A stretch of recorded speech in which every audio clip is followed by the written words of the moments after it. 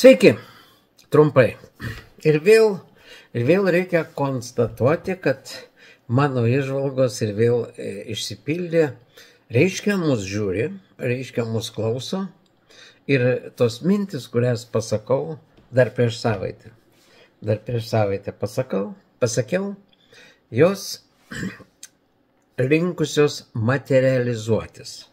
Praėjusią savaitę aš sakiau, kad iš tikrųjų kai kurie neturi šansų kandidatai prezidento rinkimuose tiesiog galėtų atsistoti vyriškai ir paremti, pavyzdžiui, Igno Vėgėlės kandidatūrą rinkimuose, turėjau omeny Verygą, ir nevaidinti, kad net mėgina ten kažką kandidatuoti ir panašiai.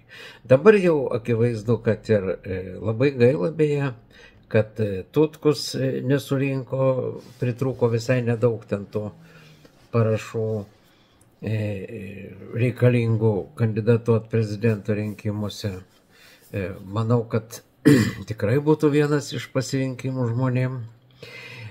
Bet grįžtant prie Verygos, aš sakiau tada, kad Veryga galėjo tiesiog atsistoti ir paremti. Ir dabar jau išlindo, po daugiau kaip savaitės išlindo informacija į viešumą, kad Veryga susitiko su Vėgėle ir jau kalbama, kad parems Vėgėlės kandidatūrą prezidento rinkimuose.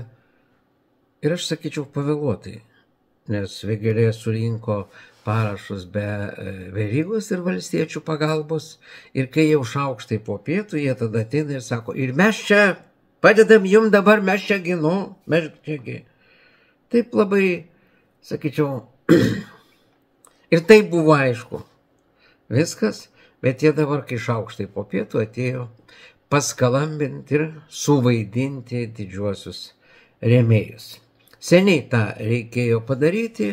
Antra vertus, VRK toj paskelbs absoliučiai visus balsus, tiek popierinius, tiek elektroninius, kas kiek surinko, ir turėsime jau galutinį kandidatų sąrašą prezidento rinkimuose. Aš tik visiems noriu pasakyti, jūs nebijokit, kad Žalimas ar ten Šimonytė surinko daug balsų. Tiesiog prisiminkite, kad jie yra valdančioj koalicijai, o biurokratų, tai yra valstybės tarnautojų, yra labai daug visoje Lietuvoje. Ir tiem biurokratam tiesiog buvo duota komanda privalomai pasirašyti elektroniniu būdu už šitos tikrai nevertus apskritai netgi Lietuvos politiko vardo šitos žmonės. Ir jie saugodami savo darbo vietas tiesiog pasirašinėjo, nešė matytą tą skaitukę savo viršininkam ir tokiu būdu surinko pažadus. Bet tai yra Vilniaus parašai. Visa Lietuva tikrai nebalsuos už šitos jau minėtus žmonės. Tiek trumpai.